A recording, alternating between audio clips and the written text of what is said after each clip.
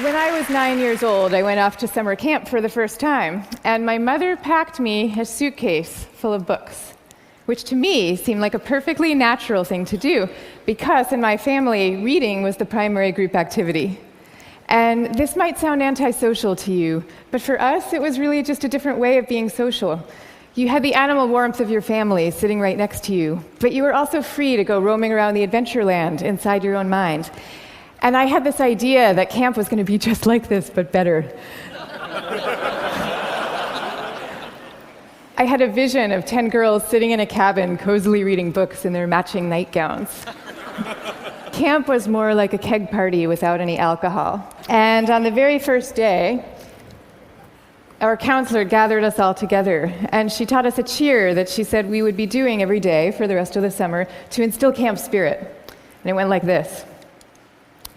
R-O-W-D-I-E, that's the way we spell rowdy, rowdy, rowdy, let's get rowdy. Yeah. So I couldn't figure out for the life of me why we were supposed to be so rowdy, or why we had to spell this word incorrectly.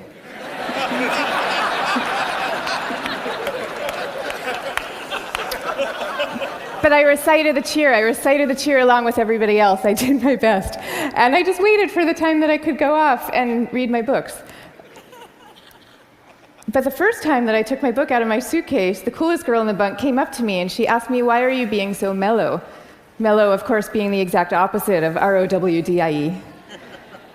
And then the second time I tried it, the counselor came up to me with a concerned expression on her face, and she repeated the point about camp spirit and said we should all really work very hard to be outgoing. And so I put my books away, back in their suitcase, and I put them under my bed, and there they stayed for the rest of the summer. And I felt kind of guilty about this. I felt as if the books needed me somehow, and they were calling out to me, and I was forsaking them. But I did forsake them, and I didn't open that suitcase again until I was back home with my family at the end of the summer. Now, I tell you this story about summer camp. I could have told you 50 others just like it. All the times that I got the message that somehow my quiet and introverted style of being was not necessarily the right way to go, and that I should be trying to pass as more of an extrovert. And I always sensed deep down that this was wrong, and that introverts were pretty excellent just as they were. But for years, I denied this intuition. And so I became a Wall Street lawyer, of all things, instead of the writer that I had always longed to be, partly because I needed to prove to myself that I could be bold and assertive too. And I was always going off to crowded bars when I really would have preferred to just have a nice dinner with friends. And I made these self-negating choices so reflexively that I wasn't even aware that I was making them. Now, this is what many introverts do, and it's our loss for sure, but it is also our colleagues' loss and our community's loss, and at the risk of sounding grandiose, it is the world's loss, because when it comes to creativity and to leadership, we need introverts doing what they do best. A third to a half of the population are introverts. A third to a half. So that's 1 out of every 2 or 3 people you know. So even if you're an extrovert yourself, I'm talking about your coworkers and your spouses and your children and the person sitting right next to you right now. All of them subject to this bias that is pretty deep and real in our society. We all internalize it from a very early age without even having a language for what we're doing. Now, to see the bias clearly, you need to understand what introversion is. And it's different from being shy. Shyness is about fear of social judgment. Introversion is more about how do you respond to stimulation, including social stimulation. So extroverts really crave large amounts of stimulation, whereas introverts feel at their most alive and they're most switched on and they're most capable when they're in quieter, more low-key environments. Not all the time, these things are an absolute, but a lot of the time. So the key then to maximizing our talents is for us all to put ourselves in the zone of stimulation that is right for us. But now here's where the bias comes in. Our most important institutions, our schools and our workplaces, they are designed mostly for extroverts, and for extroverts' need for lots of stimulation.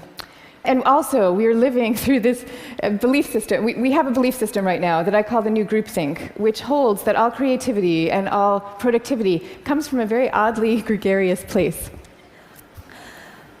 So if you picture the typical classroom nowadays, when I was going to school, we sat in rows. We sat in rows of desks like this, and we did most of our work pretty autonomously.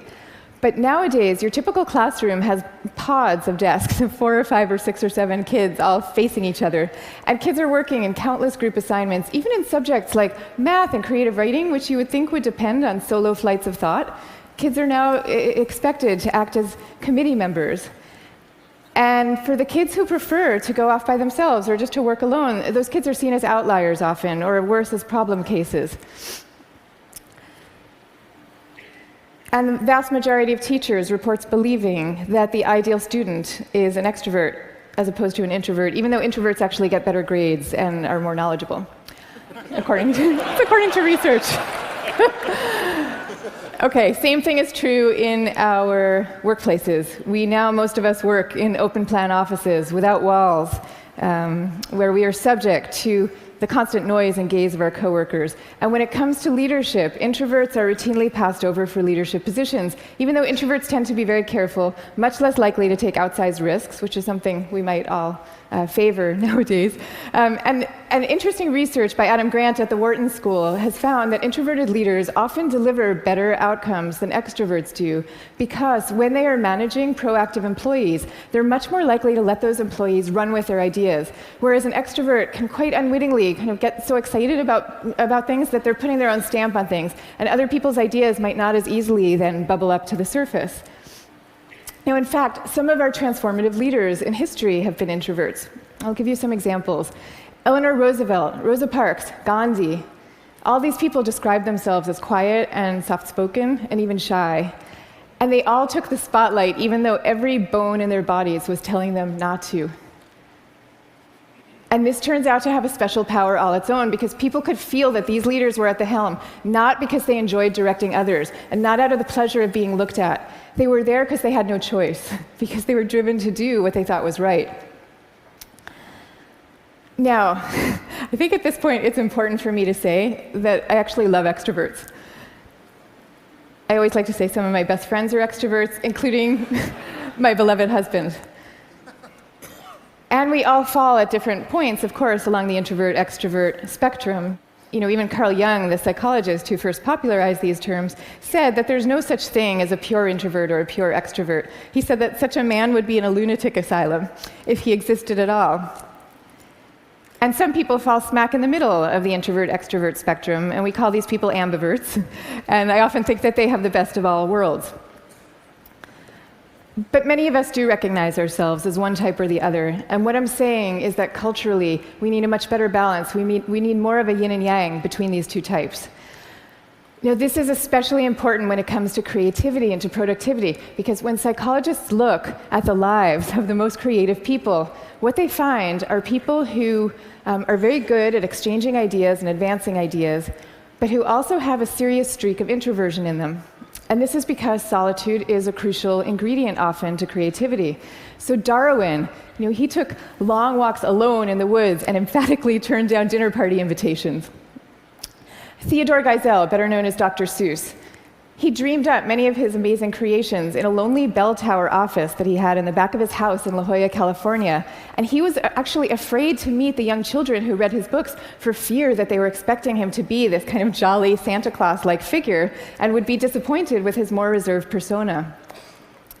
Steve Wozniak invented the first Apple computer, sitting alone in his cubicle in Hewlett-Packard, where he was working at the time. And he says that he never would have become such an expert in the first place had he not been too introverted to leave the house when he was growing up.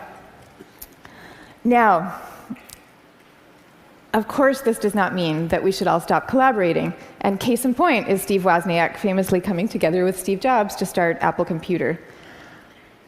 But it does mean that solitude matters, and that for some people, it is the air that they breathe. And in fact, we have known for centuries about the transcendent power of solitude. It's only recently that we've strangely begun to forget it.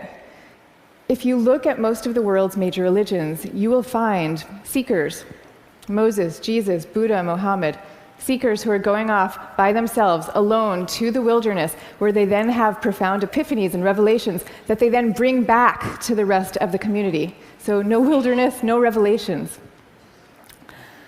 This is no surprise, though, if you look at the insights of contemporary psychology.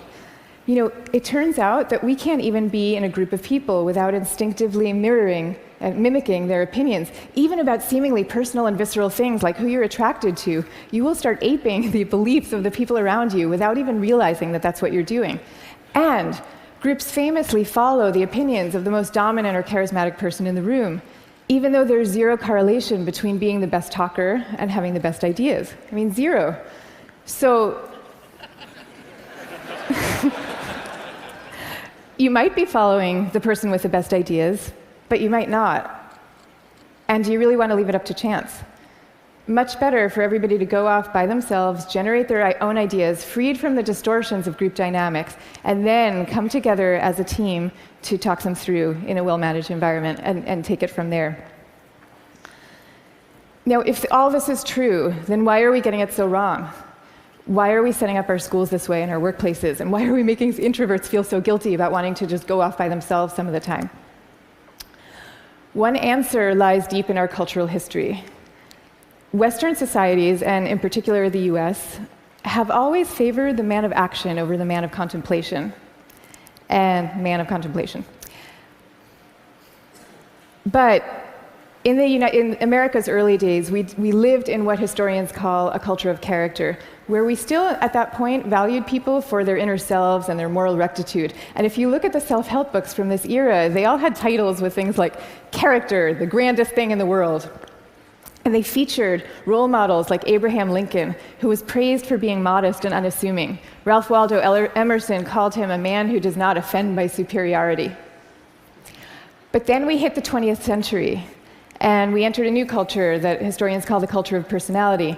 What happened is we had evolved from an agricultural economy to a world of big business. And so suddenly people are moving from small towns to the cities. And instead of working alongside people they've known all their lives, now they are having to prove themselves in a crowd of strangers. So quite understandably, qualities like magnetism and charisma suddenly come to seem really important. And sure enough, the self-help books change to meet these new needs. And they start to have names like How to Win Friends and Influence People. And they feature as their role models really great salesmen. So that's the world we're living in today. That's our cultural inheritance. Now, none of this is to say that social skills are unimportant. And I'm also not calling for the abolishing of teamwork at all.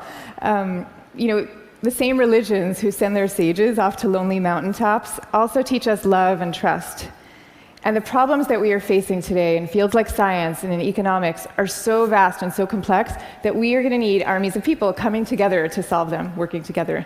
But I am saying that the more freedom that we give introverts to be themselves, the more likely that they are to come up with their own unique solutions to these problems. So now, I'd like to share with you what's in my suitcase today.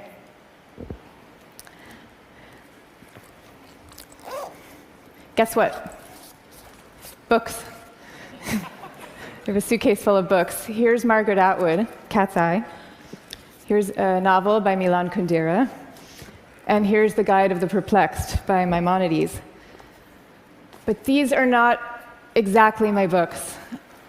I brought these books with me because they were written by my grandfather's favorite authors. My grandfather was a rabbi, and he was a widower who lived alone in a small apartment in Brooklyn that was my favorite place in the world when I was growing up, partly because it was filled with his very gentle, very courtly presence, and partly because it was filled with books. Literally, every table, every chair in this apartment had yielded its original function to now serve as a surface for swaying stacks of books. Just like the rest of my family, my grandfather's favorite thing to do in the world was to read. But he also loved his congregation, and you could feel this love in the sermons that he gave every week for the 62 years that he was a rabbi. He would take the fruits of each week's reading, and he would weave these intricate tapestries of ancient and humanist thought, and people would come from all over to hear him speak. But here's the thing about my grandfather. Underneath this ceremonial role, he was really modest and really introverted, so much so that when he delivered these sermons, he had trouble making eye contact with the very same congregation that he had been speaking to for 62 years. And even away from the podium, when you called him to say hello, he would often end the conversation prematurely for fear that he was taking up too much of your time. But when he died at the age of 94, the police had to close down the streets of his neighborhood to accommodate the crowd of people who came out to mourn him. And so these days, I try to learn from my grandfather's example in my own way. So I just published a book about introversion, and it took me about 7 years to write. And for me, that 7 years was like total bliss, because I was reading, I was writing, I was thinking, I was researching. It was my version of my grandfather's hours a day alone in his library. But now, all of a sudden, my job is very different. And my job is to be out here talking about it, talking about introversion.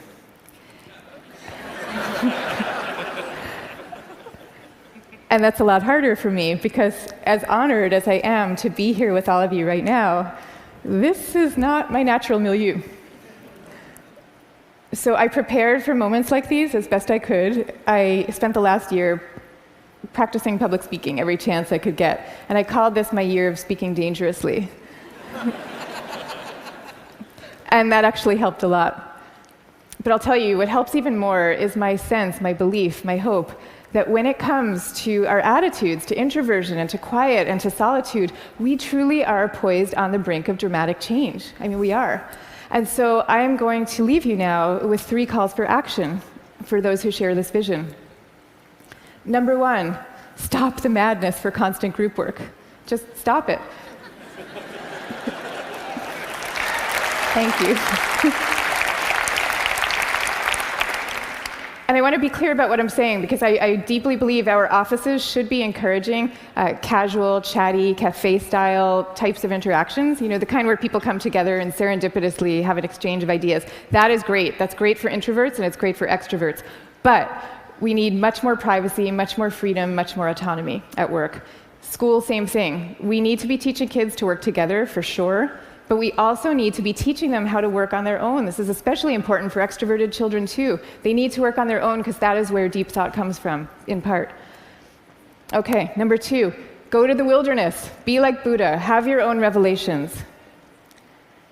I'm not saying that we all have to now go off and build our own cabins in the woods and never talk to each other again. But I am saying that we could all stand to unplug and get inside our own heads a little more often. Number 3, take a good look at what's inside your own suitcase and why you put it there. So extroverts, maybe your suitcases are also full of books, or maybe they're full of champagne glasses or skydiving equipment. Whatever it is, I hope you take these things out every chance you get and grace us with your energy and your joy. But introverts, you being you probably have the impulse to guard very carefully what's inside your own suitcase. And that's okay. But occasionally, just occasionally, I hope you will open up your suitcases for other people to see, because the world needs you and it needs the things you carry. So I wish you the best of all possible journeys and the courage to speak softly. Thank you very much.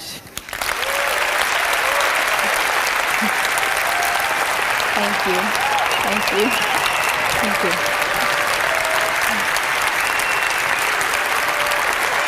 Thank you.